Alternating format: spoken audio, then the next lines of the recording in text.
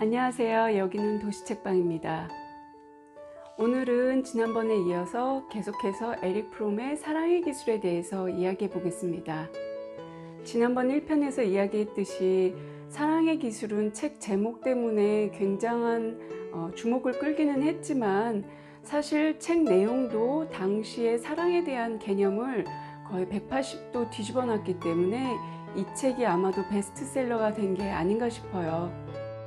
책 구성은 논문을 보는 것 같은 그런 느낌? 그래서 제일 처음 시작이 질문을 던집니다. 사랑은 기술인가? 이렇게. 물론 에릭 프롬은 yes라는 답을 달기 위해서 이렇게 질문을 던졌겠죠. 마지막 장인 사랑의 실천 편이 에릭 프롬이 말하고자 했던 모든 답이 거기 있는 것 같은데요.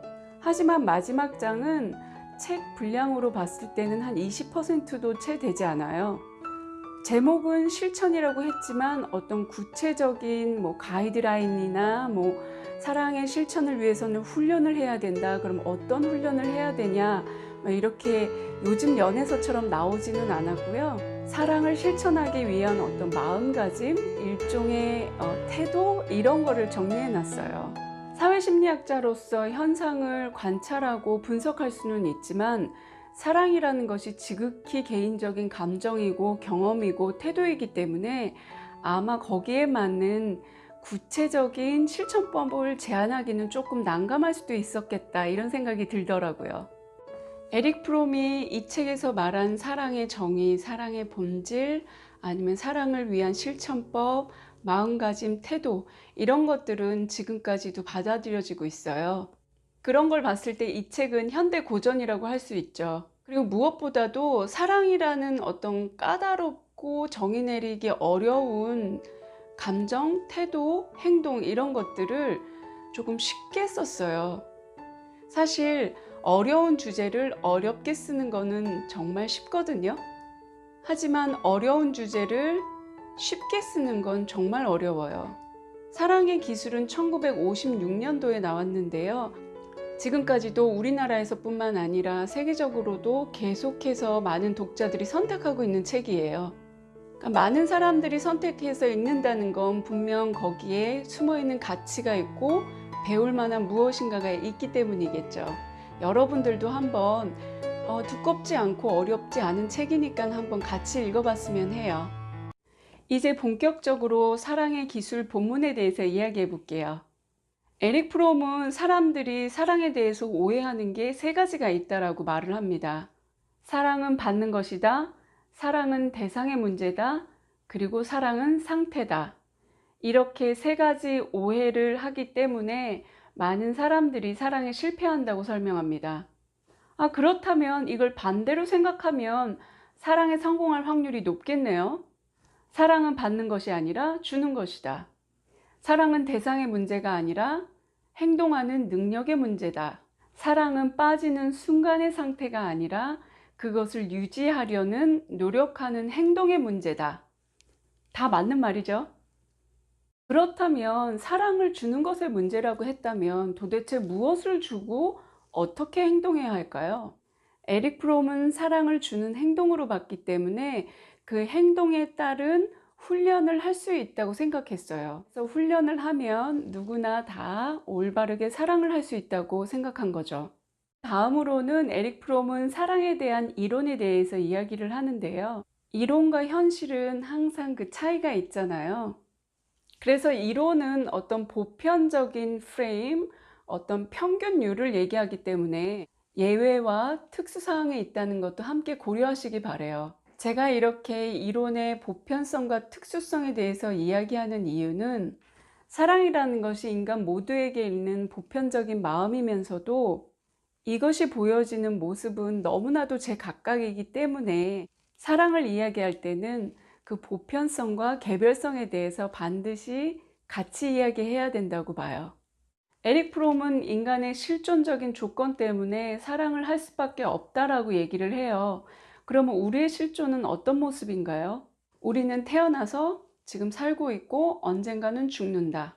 이 세 가지가 우리의 실존적인, 그 누구도 피해갈 수 없는 실존적인 문제인데 동물들은 이걸 생각할 수 없잖아요. 인간이기 때문에 시간을 생각할 수 있는 거죠.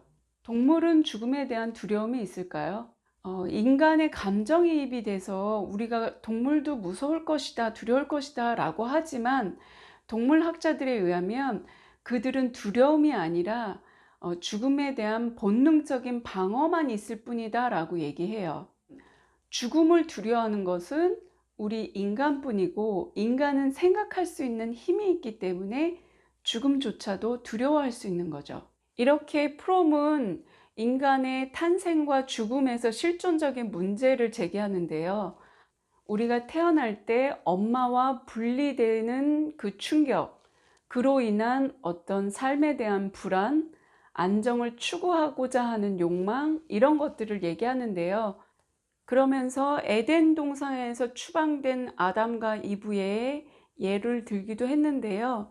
거기에서 완벽한 세상에서 추방되면서 수치심과 죄책감을 얻기도 한다고. 그러니까 분리불안이라는 것은 일종의 좀 부정적인 감정인 거죠. 그래서 인간은 분리불안, 즉 고독감을 벗어나기 위해서 누군가와 함께하고 누군가와 합의를 추구한다고 본 거죠.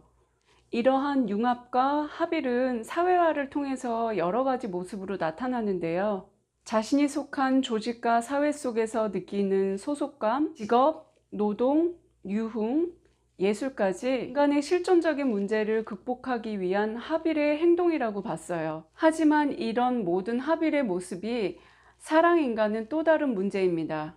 에릭 프롬은 사랑은 배울 수 있다라고 생각했기 때문에 우리가 자라면서 보고 배운 받은 사랑에 대해서 또 얘기를 해요. 무조건적인 모성애와 조건적인 부성애로 구별을 하는데요. 엄마가 좋아, 아빠가 좋아 이렇게 편을 가르기 위한 구별은 아니고요.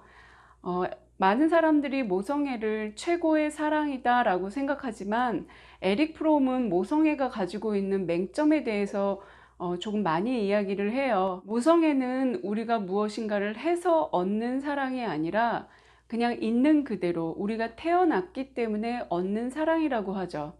엄마의 사랑은 우리가 거부할 수도 없고 선택할 수도 없어요. 그냥 주는 사람 마음이에요. 엄마 마음인 거죠. 엄마가 막 퍼주려고 하는데 저는 가끔 막 거부하고 싶거든요.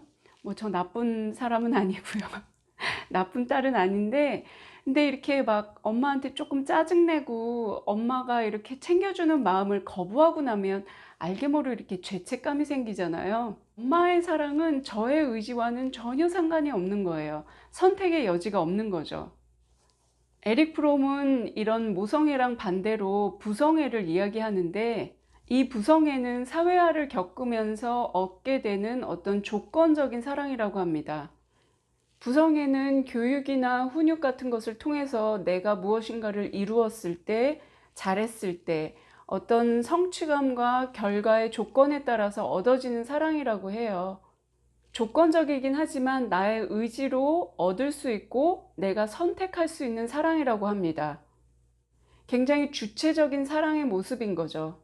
사랑의 종류를 모성애와 부성애로 나누고 그 다음으로는 사랑의 대상에 따라서 구별을 하는데요. 5가지 사랑의 모습을 제시합니다.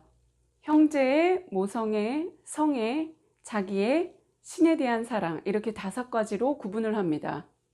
형제애는 요즘 말로 하는 어떤 브로맨스 이런 걸 말하는 건 아니고요. 어떤 평등한 관계 속에서의 사랑을 말해요. 자신을 아끼듯 타인도 아껴야 한다는 어떤 보편적인 박애주의를 말합니다. 타인을 나로부터 확장된 자아라고 생각하는 거죠.